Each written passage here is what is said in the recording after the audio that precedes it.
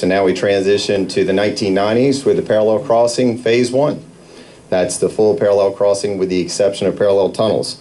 Here to describe the events of that era of the visioning that occurred, we have Delegate Knight with us. He was born and raised in Virginia, worked his whole life in agribusiness with a strong dedication to supporting the local economy and protecting citizens' rights. Very solid work ethic and common sense approach helped him develop one of the most productive hog farming businesses in Hampton Roads. The governor alluded to that in his comments. He said that Barry was his favorite hog farmer. Strongly committed to giving back to the pig farmer. Thank you. Strongly committed to giving back to the community, Barry decided to focus his time on public service and now serves as a delegate for Virginia's 81st District in the Virginia General Assembly. Delegate Knight also serves on several committees in the House, including Appropriations, Agriculture, Natural Resources, General Laws, and Studies. Barry's work in agribusiness has earned him great recognition and numerous awards. Virginia Farm Bureau's Young Farmer of the Year in 1983. Any comments there? Okay. Virginia Beach Man of the Year in Agriculture in 1998. Lifetime honorary member of the Nature Conservancy. He served on the Virginia Beach Planning Commission since 2003. He was elected chair in 2006 and 2007. Importantly as well, Delegate Knight's stepfather, Beverly Middleton, served with distinction on the Chesapeake Bay Bridge Tunnel Commission from 1987 to 1996. So we very much appreciate the service that he provided. And we also are glad to have Barry's mom, Ernestine, with us today as well. I do not see where she is located. If she could raise her hand. Very nice having you today. So, Delegate Knight.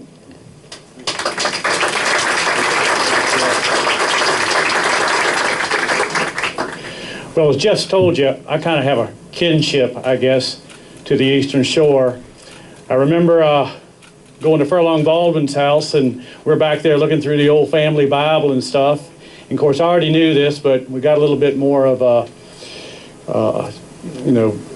jurisdiction on it. But that second set of ships, my kinfolk came in 1608 to Jamestown, and a couple of years later, they were some of the first settlers on the Eastern Shore, and I think they probably came over in a canoe or a smaller ship, and they picked a better day to come than today. But yes, we crossed over here over 400 years ago, so it's pretty fitting to be standing here now over 400 years later on something that's recognized in the world as one of the seven wonders of the world. And my stepfather, he was on the commission here for many years, and he was in the House of Delegates preceding me for 6 years. He was an engineer, went to Virginia Tech.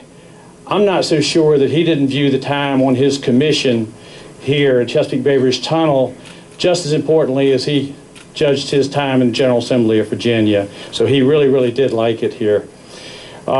He was here when it was very instrumental in the parallel spans in the 90s, and that's why they gave me some facts to speak on about that. And the Virginia General Assembly unanimously passed legislation in 1990 to authorize Chesapeake Bay Bridge Tunnel Commission to establish, finance, construct, maintain, repair, and operate an additional bridge and tunnel crossing generally parallel to the existing bridge and tunnel crossing. And beginning in 1991, revenue bonds were sold to finance the engineering, environmental, and traffic studies.